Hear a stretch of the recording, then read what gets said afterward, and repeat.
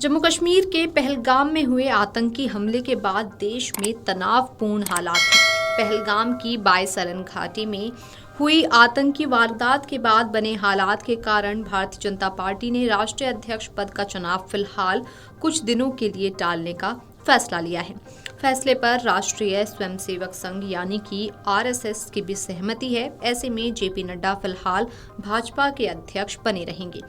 आतंकी हमले के कारण भारत और पाकिस्तान के बीच जारी तनाव के किसी निष्कर्ष पर पहुंचने के बाद ही भाजपा नए सिरे से पार्टी अध्यक्ष के चुनाव की घोषणा करेगी।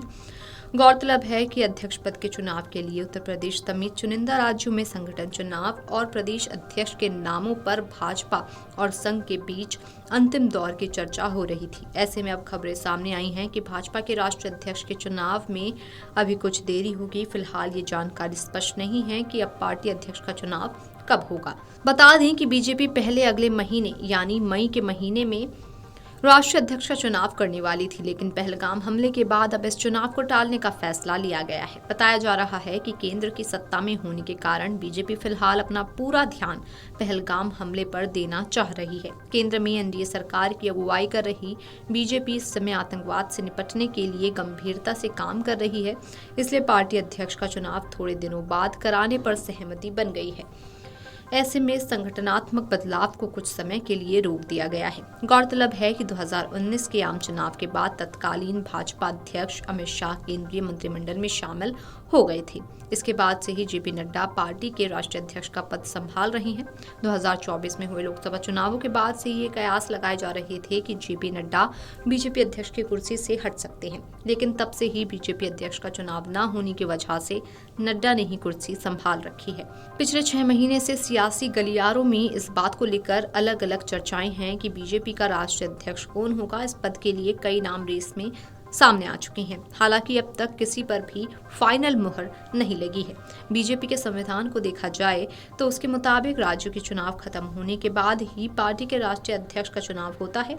पार्टी के गठन से लेकर अब तक सबकी सहमति से ही अध्यक्ष का चुनाव किया जाता रहा है। खबरों के मुताबिक संघ से जुड़े सूत्रों का कहना है कि भले ही अभी राष्ट्रीय अध्यक्ष का चुनाव नहीं होगा, मगर उत्तर प्रदेश, कर्नाटक, गुजरात, मध्य प्रदेश जैसे बड़े राज्यों में प्रदेश अध्यक्षों के नाम पर सहमति बना ली जाएगी। हालांकि इसकी घोषणा राष्ट्रीय अध्यक्ष के चुनाव के औपचारिक ऐलान के पहले ही की जाएगी। संघ प्रमुख मोहन भागवत समेत संघ के सभी शीर्ष नेता बुधवार तक दिल्ली में हैं और भाजपा नेता उनके संपर्क में हैं। गौरतलब है कि भाजपा के राष्ट्रीय अध्यक्ष के चुनाव से पहले उत्तर प्रदेश, कर्नाटक, गुजरात और मध्य प्रदेश जैसे राज्यों में संगठन चुनाव जरूरी है। पार्टी के सामने मुश्किल ये है कि मध्य प्रदेश को छोड़कर इन राज्यों में जो भी अध्यक्ष बनेगा उसी के नेतृत्व में विधानसभा चुनाव लड़ना होगा। ऐसे में इन राज्यों में जातिगत समीकरण तय करना अहम है।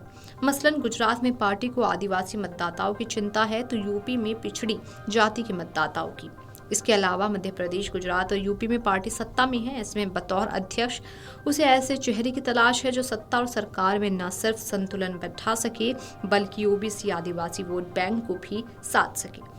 बता दें कि जेपी नड्डा का कार्यकाल जनवरी 2023 में समाप्त होना था, लेकिन 2024 के लोकसभा चुनाव को ध्यान में रखते हुए इसे बढ़ाकर जून 2024 तक कर दिया गया था। अब एक बार फिर हालात को देखते हुए उनका कार्यकाल अनिश्चित काल तक बढ़ा दिया गया है, जब तक नया अध्यक्ष नहीं चुना जाता।